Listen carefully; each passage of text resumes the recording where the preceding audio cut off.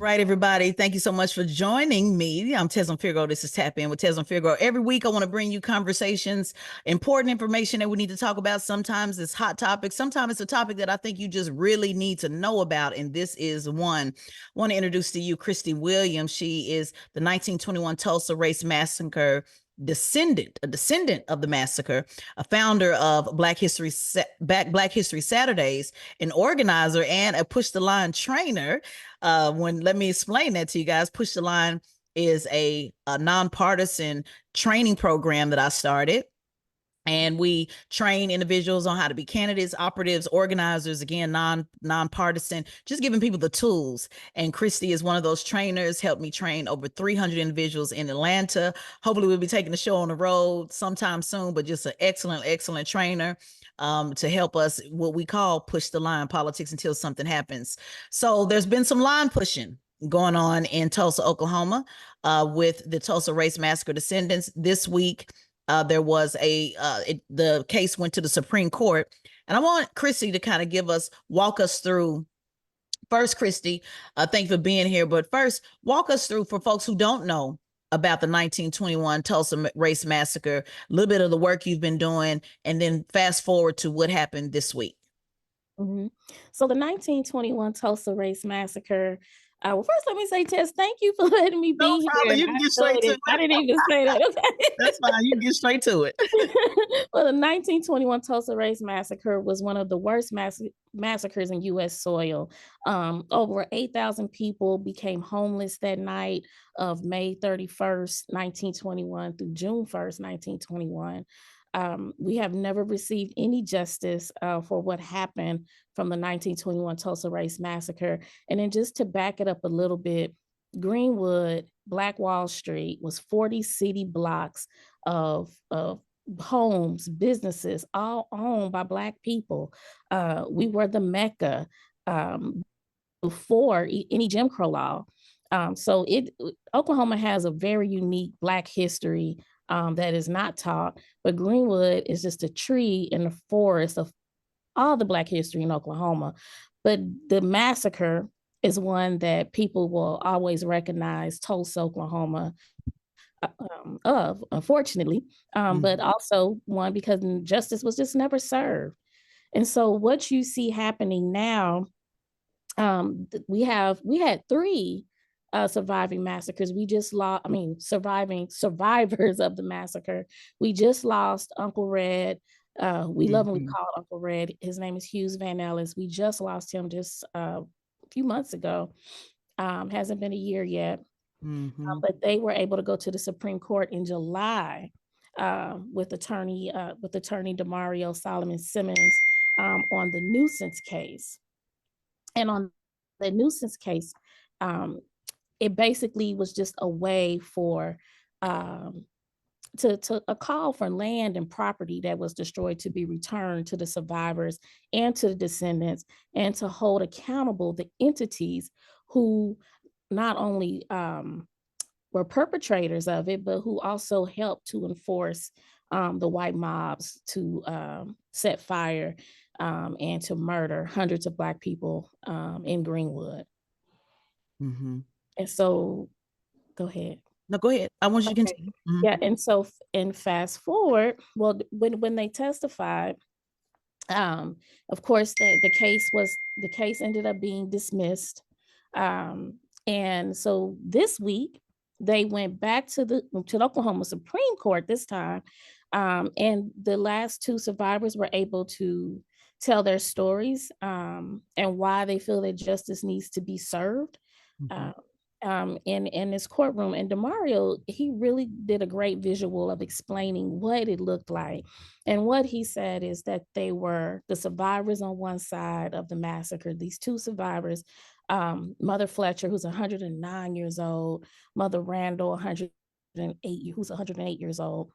And then the other side of the room, you have the perpetrators who have been getting away with this for close to now 103 years.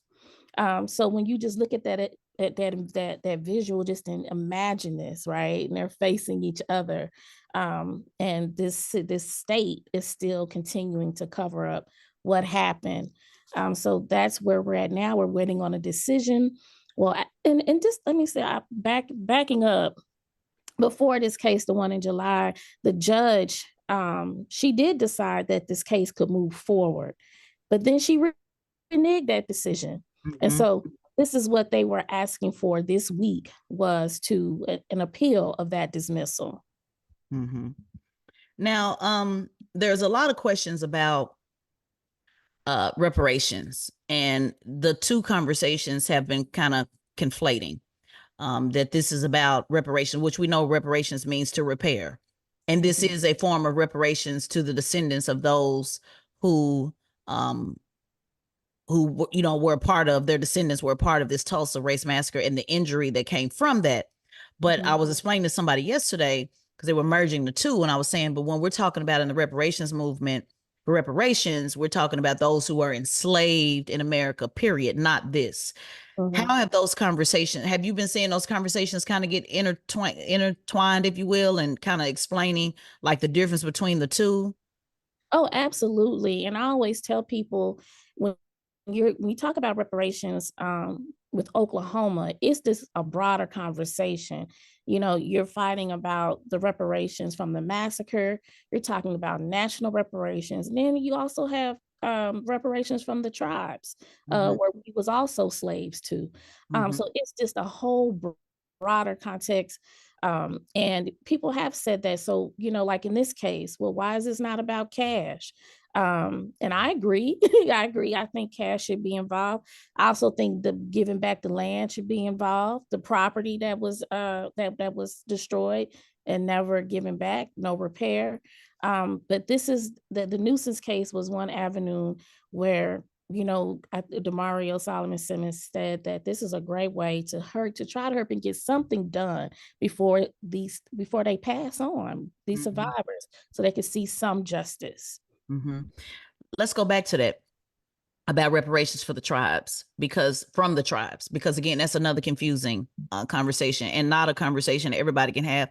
Oklahoma can have. I try to tell people all the time, the Oklahoma state flag is literally a tribal flag. Like, people are so confused, and they're also confused on Black people, African American, descendants of slaves, like their role in that, and not even understanding what you've been advocating for against the tribes. Can you explain that a little bit? Because again, that's very unique. People don't hear it at all. They just don't even have a clue that it even exists. Can you explain what that, while we're on that subject? So if anybody is from Oklahoma, you're tied to one of the 5 tribes. That's how, if you're from Oklahoma, 9 times out of 10, you're either a part of the Chickasaw, the Seminole, Cherokee Creek. You're with one of them. And that's my case. My great-great-grandfather came on the Trail of Tears as a slave to the Creek Nation. When I was growing up, I was told that Black people on the Trail of Tears with the Indians like a kumbaya thing, and that was not the case. We were actually slaves. We were emancipated. All of our Juneteenths are different. My Juneteenth is June 14th, 1866, not the June 18th, 1865 that the country celebrates, which is a national holiday now. If you're Seminole, your Juneteenth is in one is coming up in April. Well, someone's is in September. I mean, they're all different. And which is why a lot of this history needs to be talked about and documented. But for the Creek Nation, for example, and I'll speak for them because I'm a Creek Freedman descendant also, they kicked their Black people out of the tribe in 1979. So you lost all your rights, you lost your property, because when you were emancipated, you got equal rights as the natives did in the tribes. And then 3 years after that, you were allotted land. Every family member had 160 acres of land. Okay, hold on. Before you go any further, I want to back up a little bit, because I know they went over a lot of people's head. You said that the Black people were part of the tribe, so they were not born Native American. You're saying that they were enslaved at the time, and because they were enslaved, the tribes made them a part of the tribe. Like, explain that, Kristi, because I want to make sure we're You're not saying that Native American, you're saying they were enslaved at the time and they had tribal rights, because I guess, so what you're saying is, did the Native Americans look at them as family and they were slaves as in just like workers, or was it the slave mentality that we know about slaves with the white and the black? Like, really break that down. I don't want to just gloss over that. I want you to really explain what it means. Yeah, so during the Indian Removal Act, again, like my great-great-grandfather, he came from Alabama. He was a slave. He was born a slave to the Creek Nation. So some were just actually. So he said born to the slave to Creek Nation. I hate to keep interrupting. Everybody's not going to know what you're talking about. Meaning he was enslaved at the time, and he was born in that nation. Doesn't mean he's Native American. He was born in that nation. What he had born what, in that two nation. Native American, like, explain what that is. So he had Native American blood. And a lot of times, just like through slavery, a lot of women were raped by Indians. Some actually had relationships, but there was a lot of intermingling going on. So there were some people who were born into the tribe. Some people were actually given to the tribe. So it's I know it's complicated to understand. Now you explain it. You're saying he was born. Somebody, his mother or dad, somebody was Native American. I don't want to use the term Indian because I want to make sure I'm not offending anybody. So he was born Native American because, one, you don't know which parent it was. His mother. His mother was Native American, correct? Okay. And she had obviously a relationship with a black man. And he was born Native American in the tribe. Right. But okay, he was enslaved. Right. But he was still enslaved. Okay, that's because of his blackness. Exactly. Okay, because we want to make sure, because as you explain this to people, because I know you being in Oklahoma circles is kind of assumed, but as you're having these conversations, I encourage you to really take some time to unpack that, because I work with a lot of different people in the reparations community, and they literally don't know what you're talking about. Like, you got to really break that down. Just saying born to a tribe or born in a tribe, that it's kind of confusing, to people. So, and then, there's a conversation on who was the original Native Americans. Was it black or was it the Native American? So there's just a lot of that conversation. So thank you for taking time to kind of go back and unpack that. So you can pick up where you left off. You said a lot of them, when they got land, they got money. Okay. You got 160 acres of land. So if there's a family of 12, everybody, even the 3-month-old baby, let's just say you got 160 acres of land. And a lot of, Oklahoma is famous for oil. So a lot of their land was oil. So you had a lot of wealthy Black folks here in Indian Territory. Oklahoma didn't become a state to 1907. But so we're documented as being here as early as 1832. And the only people who could own land here was Blacks and Natives, all the way until 1907. So that's why you have so many Black townships. By 1920, Oklahoma had 55 townships. What do you mean nobody could land? Let's back that up a little bit, because and guys, for those who live, she is the founder of Black History Saturdays, and now you see why. Let's back that up a little bit. What do you mean they the only ones that could own land? White people couldn't own land? No, white people were squatters. White people had to have a permit to be here. And if they were here, they were sharecropping for Black folk, for a lot of the freedmen, or for the natives. And of course you see why they had to change this, right? So they seen all these Black people, just living well. And like I say, it wasn't just Greenwood. We had so many Black townships, and that's not even including the Black tribal townships. We had it going on. We really did. For a long time, when you talk about the Great Nadir, we had it longer than all of the surrounding states, because we wasn't a state. We were sovereign until 1907. But yes, that's exactly what that means. The only people who could own land were Black and Natives, which is how Greenwood started. And they would sell, parcels of their land to other Black people who came here. That's why they called it the Promised Land. So you had Black people coming where, hey, I can be free from lynchings. I don't have to worry about all these white folks around. And so they just felt this was a way to raise. So this was kind of like in the movie Harder They Fall. Yeah. Like where they Yeah. were finding these black towns. You're like, where were these towns in this early day? So this is what that was. Like you went in and Yes. everybody ran. Yeah. Mm-hmm. And that's where a lot of that history came from in that film. It Mm-hmm. really did. And we had a lot of black outlaws too. I mean, Mm-hmm. that's that It grew comes with it. Yeah. Your up. Killer Mike says all the time, and he talks about Atlanta. He said, I grew up where my heroes and my villains were black, you know. Mm-hmm. Yes, Mm-hmm. exactly. And that's what you had here. And so it's such a rich history. And this to go back on my great-great-grandfather, Jesse Franklin, in 1874, he was appointed to serve as Supreme Court Justice for the Creek Nation. You can read about him in a book called African Creeks. You can Google him, all his information comes up. But that was my great-great-grandfather. Mm-hmm. And the government actually interviewed him. I have to email that to you. It's really crazy, but they're questioning him like, "You're a judge? What?"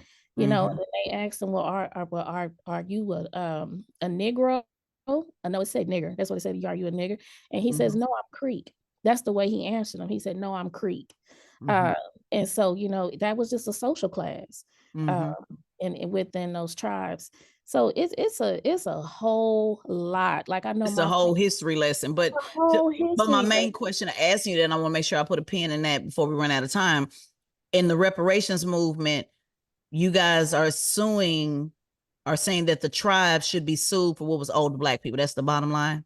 Absolutely. The Cherokee Nation, they won their lawsuit, and Demario helped on that case as well. So they let they black folks come back into the tribe. So right now, Tez, in Tulsa, we have like 13,000 black Cherokees.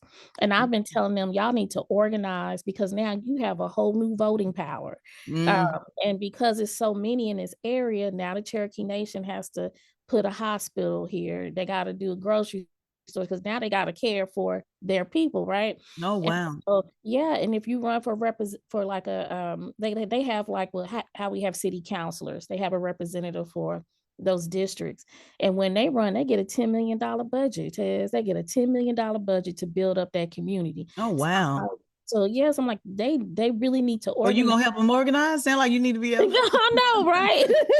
But Because they what's your tribe? Creek. Uh-huh. Yeah, Yeah. yeah. So I won't get any benefits from them, but they're getting the benefits. And so like the black folks, when they getting their benefits, they're like, I'm gonna go get my car tag and some health insurance. That's all they thinking about. But I'm like, y'all need to think further than that because now you have an opportunity to really build up your community in a major, major, major way. That's amazing. People don't know anything about this story. And Mhm. that's amazing. And Yeah. my mother's side, all from Oklahoma. And again, I'm learning from you today, Mhm. so this is amazing. Yeah, I just wanted to make sure we put that out there because I know you talk about it a lot. I invited you to the reparations rally to talk about it, but it really needs more time to flush that out, so It people can does. really know what that means. Because just for people to know that, okay, now 13,000 people now have access to benefits that they did not have. That is Mhm. amazing. That's amazing Yeah. work. And that's the kind of stuff that should be duplicated, or looked at as a model. But like Yeah. you said, what do you do after that? What do Voting you block. How do you right? manage that? Who's going to represent those 13 people? Mhm. It's great to have attorneys, but you need actual organizers. Not saying that attorneys are not, but they're attorneys. You need organizers that actually continue to do that work. So hopefully they lean into your advice. So thank you for taking a moment to unpack that. So with Mhm. that said, so there's a couple different things going on. So you have reparations, still fighting for that with the tribes. You have now fighting for, getting back the money for the Tulsa Massacre descendants. If you had it your way, Kristi, what would you, as we close, if all these lawsuits just kicked in tomorrow and everybody listened to what you said and the 13,000 organized, if the lawsuit and every descendant got XYZ back, what would you want Tulsa to look like? Or do you see this even further past Tulsa and Oklahoma? Because Oklahoma don't have a lot of black, I think what, like 15%, of black people in Oklahoma. What would you Mhm. like to see? And I always encourage people that what you doing Black History Saturdays, let's talk about that for a moment. With you doing Black History Saturdays, where they're taking Black history out of everywhere else, you are actually running a Black History Saturday program in Oklahoma. Give us a little bit about that, and then I want to know, what would your vision be if everybody got all the checks and got all the lands? What would you like to see? But tell us a little bit about Black History Saturday, because I use you as an example all the time. People say, well, we just can't. We just need to, like Florida. Let me just go ahead and say it. Florida is very frustrating to me that the NAACP is saying, hey, just students need to stop going to college, or just don't come to Florida. And they do Black history, like 1-day events. But if Black history has been taken out the schools, where is the program to replace it? Tell us a little bit about your program that you're doing in a very conservative state. Oklahoma, the state where almost every county but a handful vote conservative. How are you able to pull this program off? So Governor Stitt signed this House Bill 1775 in 2022, and which means that we can't teach Black history in public schools. And it's very restricted on how much they can teach. Like, they actually approve how we teach about the 1921 Tulsa Race Massacre, for example. They came up with the curriculum, not us. They did. So that's a whole another issue. But I got pissed off, Tez. People ask me, how did you do this? Why did you do it? And I said, I got pissed off. So I said, you know what? We can do it. So sweet. Y'all done pissed off Kristi. Y'all done really did something. Kristi's so sweet. Tez, I was pissed off. y'all done pissed off Kristi now. Y'all done really did the most. But go ahead. Yep. So I did. I got pissed off. And so I was like, I'm gonna make this happen some kind of way. I know teachers, other educators.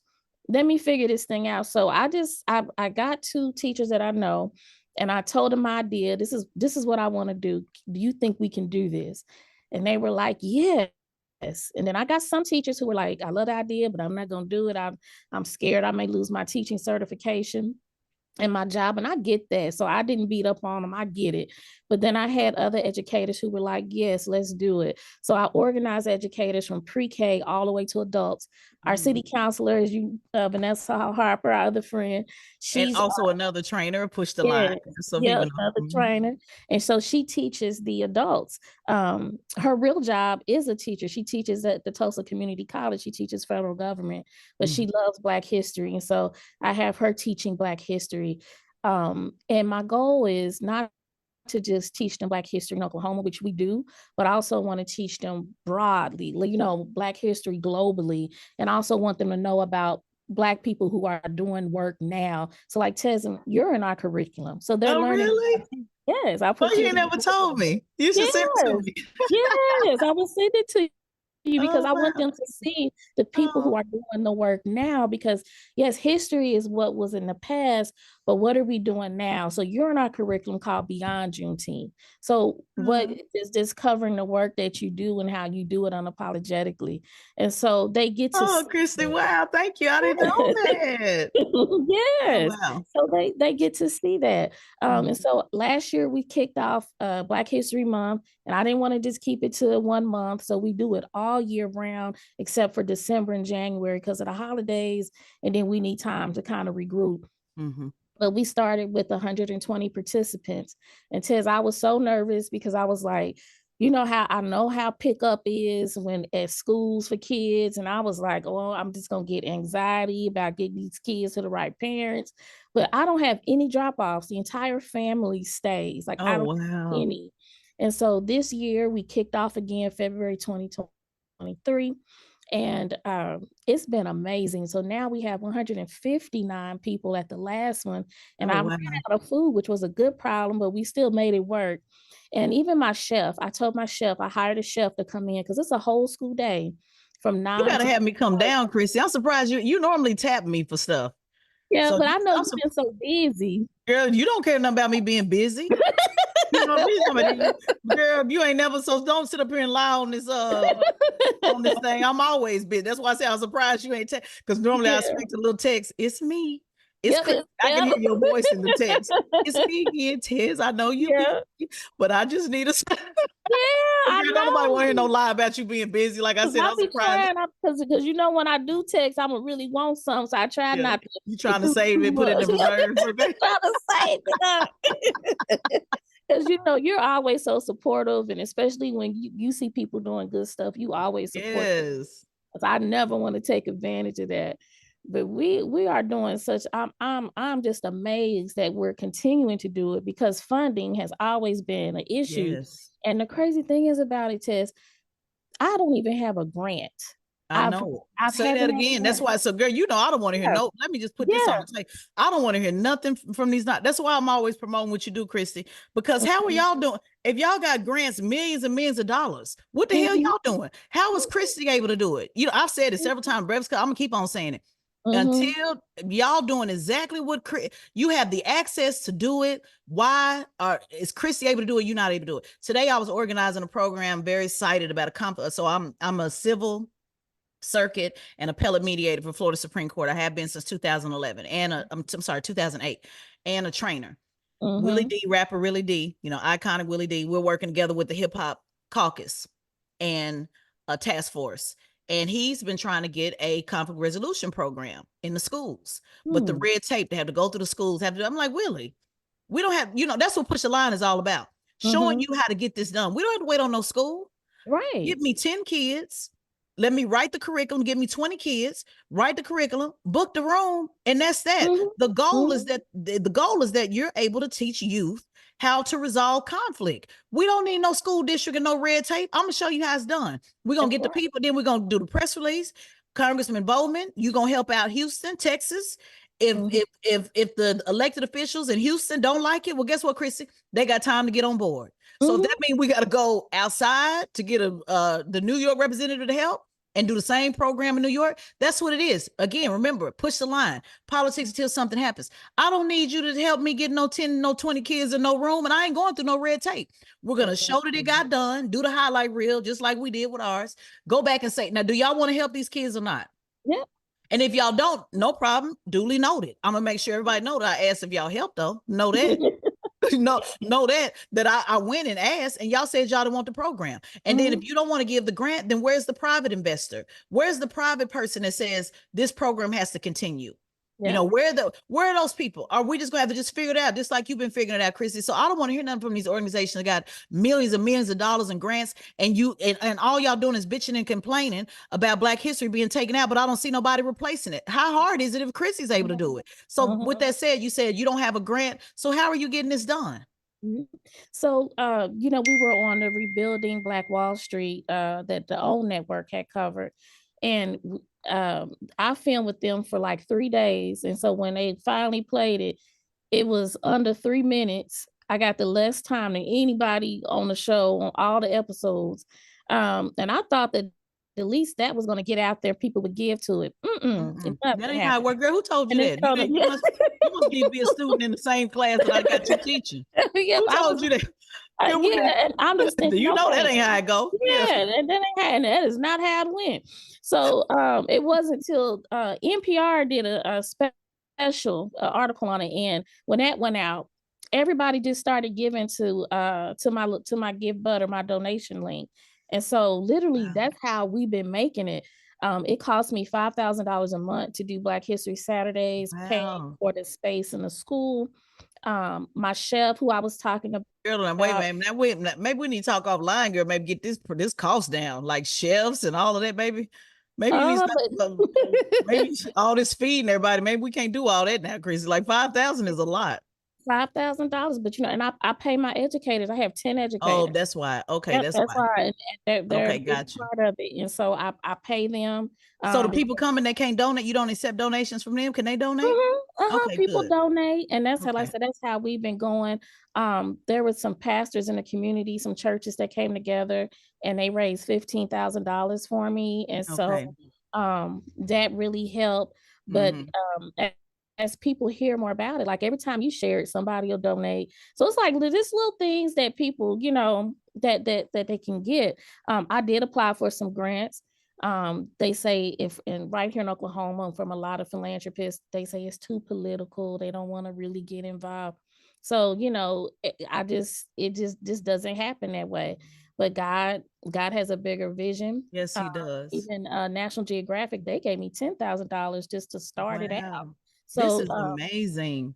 Yeah, so This is it's just amazing. getting out there, and I love it that people from around the world has been given to it because, it's gonna take us to save us, and so Mhm. I like that money better, and I don't owe anybody Well, anything we but like all the money. Let's be clear. We like it ain't yeah, about we liking like all the money, we need yeah, the program got to go on. So yeah, whoever willing yeah, to pay the program, right, we and I like it like all. And giving it to I those remember you things. a few Mhm, years ago, like Tez, because you was talking about, working for yourself full time and walking away, really being able to operate in your purpose. And so I'm yeah, just so proud of you to be able to, it's such a blessing when we're able to walk in our purpose and still, meet the needs of the community. We ain't trying to get rich. We're just trying to make sure the lights stay on. that's right, Just trying to make sure just same way y'all can't work for free, I can't either. Like them educators, they need that time. They're not getting paid anything at school as it is. So asking yeah, them to come do something for free, it just makes no sense. It's all about chipping in and people helping. And I want to help more. Like whatever I can do, share, whatever, definitely book me to come down. I'm getting ready to start a tour.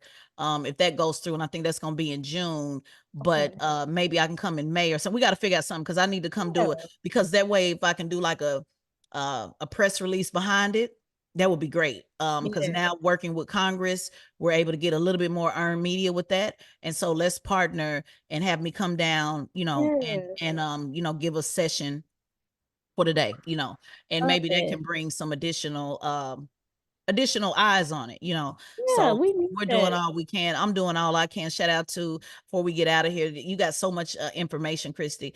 Shout out to Two Way, even this platform that we're building this.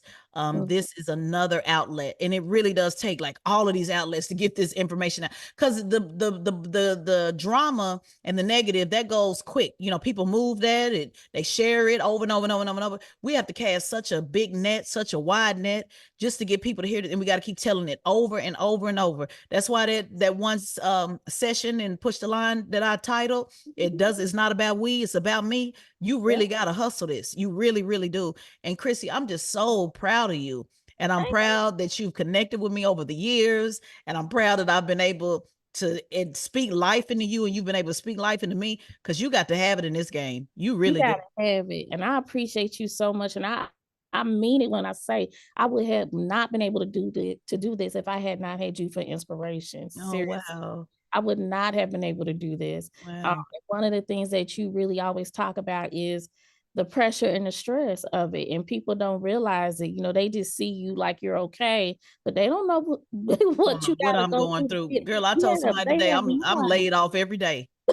Every day I'm laid off. So I don't know what's Yeah, gonna happen tomorrow, the day after that, the day after that. I yeah, mean, it literally is not for the weak. It's not for people that suffer a lot with anxiety and depression. You better have you a strong support system, and you better have some faith in God and somebody. I know that's been exactly. my where I've been able to stand, and Mhm, community. that's Community, knowing why you do what you do, knowing why you fight what you fight. I went to a funeral, I flew in just to make sure that I was able to say I appreciate it. I appreciated the homie texting and putting on Facebook, hey, I'm watching my day one. That meant a lot to me. That goes so much further than just anybody that just met. When somebody that literally been knowing me their whole life from the streets, right. posting on Facebook, I'm watching my day one on Fox News. Like that meant something to Wayne. I got to Mhm, keep pushing. I got to keep moving for him, because yeah, that was his shining light. He didn't know, he don't have access to that or whatever. So I'm sitting with the homies after. I'm quick to mhm. sit down with somebody 4, 5, 6 hours and sitting up with the home. Tell me what's going on in your life. Tell me what's happened. Tell me the things that are bothering you. They were talking about how the weed dispensaries are taxing the debt, pushing them out the game because of all the taxing. So Mhm, just those things. So just as I do, community is important, and you've been a part of my community. And I just thank you, Kristi, for everything you're doing. And I thank you for taking out the time today. When I said, Kristi, hey, I want to bring you on to talk about what's happening in Oklahoma. My microphone is always open to you. You got to open open mic at yeah, any time. I support what you're doing, and let's figure out how we can blow this up. And again, I'm going to keep using you as an example to challenge these mhm, other organizations who get grants. If they don't want to do yeah. the work, well, just write you the check to do the work. Yeah, Partner give me with the you. money, I'll do it, and That's it. I'll Would write them you a program. would Yeah, you ever take this on the road? Would you ever take this show on the road? Because I know you said Oklahoma Black History Saturday, but you also want to do National I Black want History. Yeah, because Florida, North Carolina, Texas, Arkansas, Kansas City, they all reached out to me. How can we do Black History Saturdays in our communities? And so I got to figure that out on how to scale that out. So, Kristi, before I get out of here, tell us anything else you want us to know. You talked a little bit. You talked a lot. You talked about Black History Saturdays. You talked about the Tulsa Race Massacre, descendants, and fighting that in the Supreme Court. You also talked about reparations and how that ties into Black Native Americans and Native American tribes. We talked a lot about what you're doing to work all over the country. Give us final thoughts on whatever else you want us to know and what your vision is. What would you, if all the things we talked about happened tomorrow and everything, everybody got the check and everybody was able to move forward, what would you want to see? Mm-hmm. Um, you know, I just want to say too, I started a banned book library because Oklahoma also has like over 100 books that are banned. And I got the idea when I was in Berlin in February, when I seen that the Diary Anne Frank, they were just loving that book, there of course because they honor her, but it's banned in Oklahoma. They've overcome all these banned books from what Hitler and the Nazis did, and they honor that they've overcame that. But I'm going back home to where we're banning books. And so I met a distributor there actually, and I didn't even know he was a distributor. It's how God works. But he said, I'm a distributor and I want to send you at least 3 copies of each title on the banned book list. And he did. And so I started a library. I have it cataloged as of last week. Have a system where we can check out books and check them into community members. And so I'll kick that off in May. So not only do I have my own school, I have my own library as well. I heard that. You're going to pop your collar right quick. Not only, let me just pause right. Not only do I have my own school, I also have my own library. Girl, you can go. Okay, keep going. Yeah. And so I'm super excited about that. But if I had a magic wand and had my wish, if everybody got the reparations here, I mean, from the tribes to national to local, I always tell people these ancestors of Greenwood left us the blueprint. They left us the blueprint. It wasn't successful because the dollar turned more than 15 times. Yeah, that helped. But what made it successful was that they had a community. And they had, not only was it just a community, but it was a community who had shared principles and values that they agreed upon. And one thing that we have in common, Tez, we both, I don't like Juneteenth, even though Tulsa has one of the largest Juneteenths in the country. I do not like it because we never had an educational component to it. Because I'm like, we all come together to party and then what? And so one of the things that I wish that we could do is you don't have a problem with Juneteenth. You don't like the celebratory. Like when you say you don't like it, I want to make sure nobody take that out of it. You don't have no problem. It's not that you don't like the fact that slaves were no longer slaves. What you're saying is you want it to be a little bit more substantive. Exactly. So I want Black people to come together. Just imagine we could come together on Juneteenth and just assess where are we at economically? Where are we at in this country? Let's set some goals to change these inequities and these numbers and how we are. Let's plan that and do the work. Then go party. Then we come back next year. Let's see where we at. How did we do? What do we need to do better? And then let's go have a good time with our red cups. Let's have a good time and listen to Uncle Charlie. Right. So those are the things that I would love to see happen. And that way we can plan. Because if those ancestors could build a community and communities in the face of lynchings and Jim and Jane Crow, why in the hell we not doing that? Right. And I want to say this because this is important, because we are doing it, because that's important. We don't want to minimize the people that are not doing it. So I think what we're saying is we want more of it. Love it, want more of it, because it is important. Because I hear us say a lot, we don't do this and we don't do that, and we don't. No, we are. We're doing it. It's about getting with the tribe of the people that are also doing it. That's finding right. others who are doing it. We want to make sure that we're not leaving people with the idea that nobody's doing the work, because they're doing the work. You and I are doing it, and we count for something. So this idea that it's going to be everybody, that's never going to, no community says that. You don't see any other community saying, why don't we all do this? No. Just like in the Bible with Gideon's army, who are your 300 and how do you move forward? If it ain't nobody but me and you and Councilwoman doing it, then it's me and you and Councilwoman doing it. But let's stop saying what we ain't doing, because we doing it. So Yeah. we asking y'all to come on board and contribute. And it's not going to be everybody. We got to stop waiting on everybody. We have to be all right with whoever's willing to do it. So That's I think, right. so what I would like to amend that to say that whoever get whatever, hopefully enough of them will see it important enough to do the things that you're talking about. I just think that's important because I don't want to minimize the work that you're doing. And if we say ain't nobody doing it, then that also includes you. Yes. Yes. You're doing the work. You're absolutely doing the work. So bottom line is, Kristi saying, if you get the money, reinvest and build That's right. community. We do have community. You and I are in community. That's Mhm. community. We don't have to Mhm. live by each other and live up the street. Right. Community is who are the individuals that are on the same page, that are moving in the same direction, you know, and we are a Mhm. community. The Mhm. line pushers are a community. Like anybody that rock with me and we, you know, Mhm. organize and we got on the same path, we're community. So we ain't alone. We just need more people. That's Need right. more people on board. But it ain't gonna never be everybody because everybody ain't ready for this level Yep. at all. Yeah. It's definitely not for the weak and the faint at heart. So Mhm. thank you for allowing your co-trainer here to step in and clear that up, because they're gonna put some respect on this work you're doing. Like you said, you got a school and a library. What you mean ain't nobody doing it? You doing it. You're doing it, Kristi. Say it with me. I'm doing it. I'm doing it. That's right. I'm in the church right now. I'm at the historic Vernon AME Church, the only church that survived the massacre, the basics. So look, I'm putting my holy hands up in the church. That's right. So what you talking about?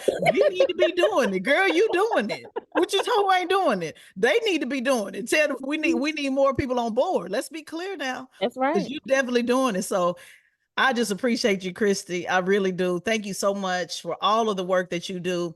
I mean, literally creating history. So anytime I can help, you know, I always told you got access to any microphone I'm on anytime, include my podcast. I've opened that up to you. Hey, get on, interview the educators, do whatever you need to do. Like bring these people forward. You know, we don't get millions of people don't watch this type of stuff. They just don't, you know, but it's important to have that out there. It really, really is, because this is truly life-changing. And let me be my own pastor. Millions of people will watch and they will be involved. I'm going to speak it like it's into existence. We just have to find who those million are. That's right. That's right. So thank you so much for joining me. I hope you come back. Keep us updated on Black History Saturdays and what we can do to support. And where can people find you before we leave? They can find me on Instagram as Black History Saturdays, Facebook Black History Saturdays. My website is blackhistorysaturdays.com. So just Black History Saturdays with Black the S. History, with the S, Black History Saturdays. Okay, well that's real easy. Yes. Yeah, girl, you doing like the Black Panther did. Go ahead, Kristi, all by yourself, no grants at all. So you the girl, I wish. Anyway, I'm gonna be back on bright and early next week. I'm gonna be reminding NAACP, hey, here's somebody who's doing the program. Y'all need to partner. So let's be about partnering. Let me say that before we leave. You don't have to. Everybody don't have to do the program. If we all was talking to Killer Mike this morning, he said if we all do a little, nobody has to do a lot. That's right. it. So they may not want to run the program. Give you the money, you'll run the program, but the program got to get ran. So. That's right. Thank you so much, Kristi. I hopefully will be seeing you soon, and definitely can't wait. I definitely want to pop up at Black History Saturday. So thank you guys for once again checking in with Tap In with Tezlyn Figaro. Make sure you go back and watch all the old episodes. That information never gets old. It's evergreen. Don't just listen to this one. Tap in with me. Listen to all of them from beginning to end, and make sure you stay tapped in for next week. Follow me at Instagram at Tezlyn Figaro or Twitter, but I'm more active on Instagram. Love to hear your feedback. Love to hear what you want to talk about next, and maybe you can be one of my guests. Peace.